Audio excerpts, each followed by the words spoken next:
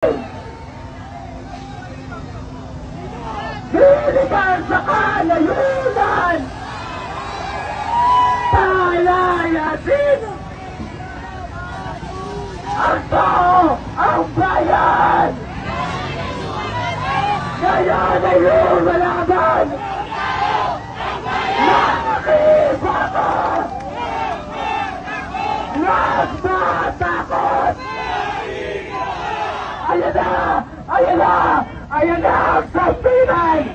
Ayan na! Ayan na! Ayan na ang sampinan! Ayan na sayang! Huwag matakot! Huwag matakot! Makibaka! Ay, na-counter daw ba yan?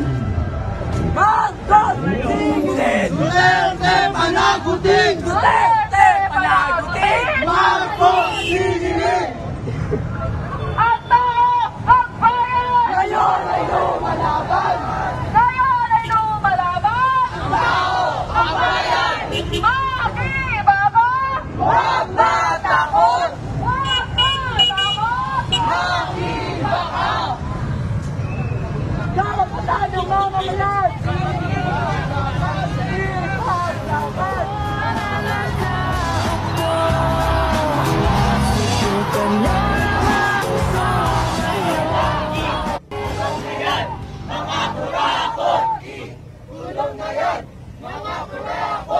Magandang umaga mga kababayan.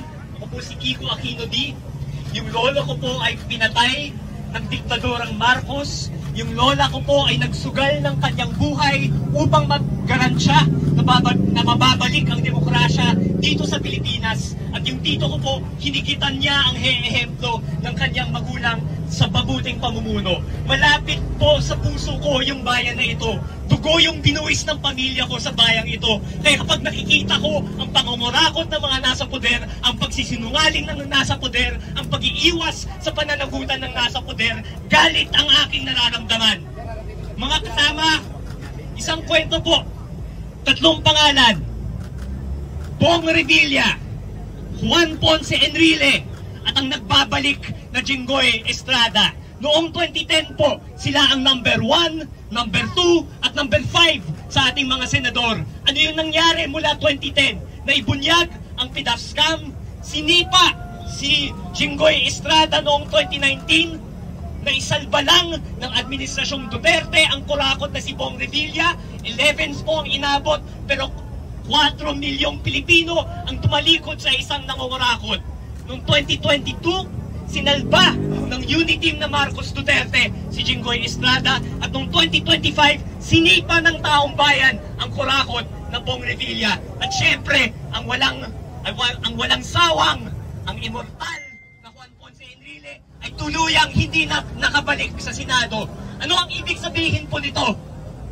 May dangal ang taong bayan, may dangal ang Pilipino. Alam natin kung ano ang tama at mali. Alam natin kapag korap, sinisipa nila, ginagawa natin ang tama. Ang kailangan lang ay patunayan at maging malinaw na kung ano ba yung ginawa ng mga nangungurakot. Kaya ang panawagan po natin, ayusin ang Independent Commission, gawing totoong independent ito. Ito ang panawagan sa Presidente, mag-appoint ng mga tao na may dangal, mag-appoint ng mga tao na may integridad. Ang panawagan naman sa Kongreso, bigyan ng totoong ngipin ang Independent Commission, bigyan ito ng subpoena powers, ng powers to contempt, to make sure na lahat ng mga impormasyon ay maipapalabas. At sa lahat ng mga politiko, gawin nyo ang spirit of the law, ilabas nyo ang mga salin nyo para makita lang lahat kung ano ang inyong tinatago, para makita ng lahat kung ano ang totoong anyo ng inyong buhay. Mga kasama, nandito po tayo ngayon sa People Power Monument. Ito po ay simbolo ng uri ng pakikibaka ng Pilipino, ang mapayapang pakikibaka. Alalahanin po natin, kapayapaan ang nagpatalsik sa diktador, hindi karahasan. Ang buong mundo dumadaan sa isang moment po ngayon. Tinitingnan natin ang ating lipunan, nakikita natin ang kurakot, at tinatanong natin ano yung pwedeng gawin, ay yung dapat gawin para tuluyan ng matapos ang kwento ng katiwalian, dito sa Pilipinas at sa lahat ng demokrasya sa buong mundo. Hinahanap ng mundo ang halimbawa ng Pilipinas. Hinahanap nila kung paano tayo makikibaka, kung paano natin susolusyonan ang problema ng katiwalian habang tinataglay pa rin natin ang ating mga values, ang values ng demokrasya, kapayapaan, karapatang pantao. Mga kasama, masasabi ko po, iba-iba po ang mga bloke na nagrarally po ngayon, pero proud na proud ako po sa ating lahat. Mapayapa ang ating nagiging pakikibaka. Napakagaling po ng halimbawa ng Pilipinas. Ang paghahagis naman po ng putik ay pasok naman po, marapat naman po yung ehemplo and demonstrasyon ng galit natin ngayon. Pero proud po ako na committed po tayo sa ganung kapayapaan. Nais ko rin pong magpasalamat sa MMDA, sa QC City Hall, sa mabilisang pag-coordinate para mapaayos po yung ating programa ngayon. At nagpapasalamat po ako lalong-lalo na sa Kalayaan kontra Korupsyon, kina Simon, kina Nathan, lahat ng organizers, yung mga, sa lahat po na nandito ngayon for the first time na nakikibaka. Alam ko nakakatakot, alam ko nakakaiba, alam ko medyo intimidating, pero kita nyo naman po, kapayapaan yung isinusulong natin ngayon, pero pinapakita rin natin na ang mapayapa, ang mabait, ay may sariling lakas din. At itong lakas, magiging susi natin upang tuluyan na natin masusolusyonan at tatapusin ang problema dito sa Pilipinas ng katiwalian. Maraming salamat po.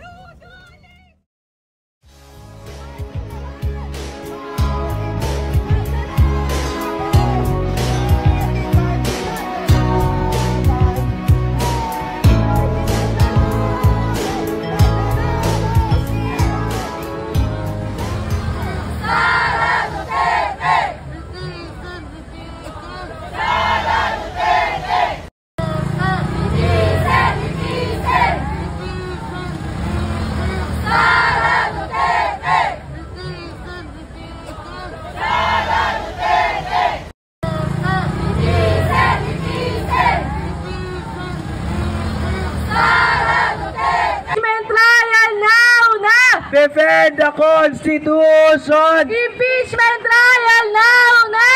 Mga kasama, para po sa panghuling mensahe, tinatawagan natin mula sa Liberal Party, Attorney Erin Tanyada. Magandang umaga po sa inyong lahat!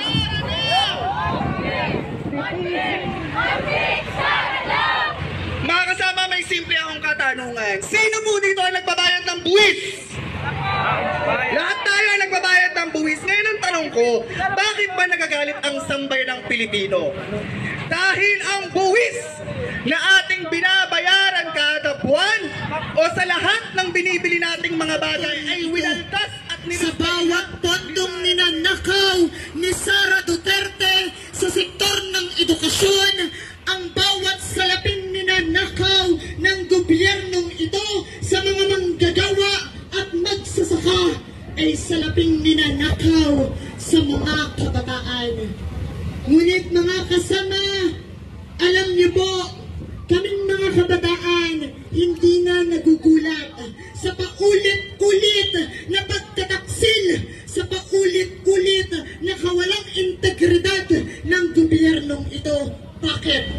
Ang Senado pong ito na patuloy na nambabaliwala sa impeachment ni Sara Duterte ay ang parehong Senado na taon-taon pinagdaramutan ng sapat na pondo ang edukasyon ng kabataan. Sa datos mismo ng gobyerno, 100 milyong mahigit na mga kabataan ang hindi nakapag-aaral dahil ginagawang negosyo ng gobyernong ito ang aming edukasyon. Habang ang Korte Suprema na nagdesisyon na ang unconstitutional ang impeachment ni Sara Duterte, mga